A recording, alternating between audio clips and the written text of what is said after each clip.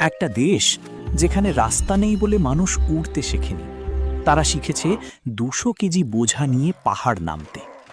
এখানে সাইকেল মানে খেলা না, এটা হলো বেঁচে থাকার যুদ্ধ।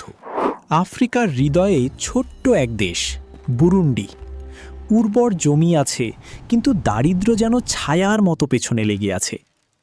এখানে প্রতিদিনের জীবন চলে 2 চাকার উপর, মানুষ, পণ্য, স্বপ্ন সবই। এই রাস্তার আসল হিরোরা কেউ গাড়ি চালক না, তারা সাইকেল চালক। কিন্তু তাদের সাইকেল সাধারণ না, এগুলোতে থাকে 150 থেকে 250 কেজি কলার বোঝা।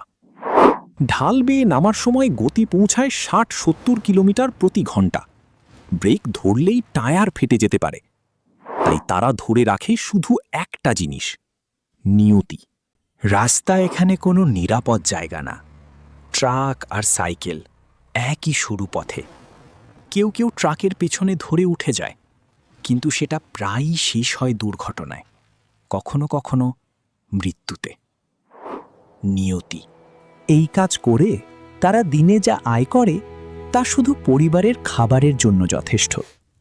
কেউ স্কুলে যায়নি, কেউ স্বপ্ন দেখে না বড় হওয়ার, কারণ এখানে স্বপ্ন দেখা মানে বিলাসিতা।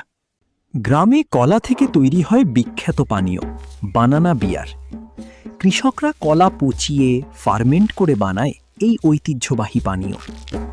একজন কৃষক বলে, আমি ধনী না, কিন্তু আমি কারো অধীনেও না। রাজধানীর ব্যস্ত বাজারে সাইকেল ঢুকে পড়ে গাড়ির ভিড়ে। এখানে এক ভুল মানে বড় বিপদ।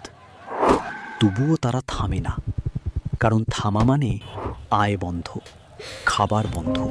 কোথাও আবার মানুষ কাঠের কাজ করে, কেউ মাটির পাত্র বানায়, কেউ আবার নদীতে মাছ ধরে জীবিকা চালায়।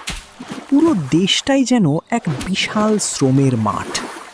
বুরুন্ডির এই সাইকেল চালকরা কোনো অ্যাথলেট না, কিন্তু তারা প্রতিদিন লড়াই করে সবচেয়ে কঠিন রেসে, জীবনের রেস, যেখানে ফিনিশ লাইন নেই, শুধু আর একটা দিন বেঁচে থাকার চেষ্টা।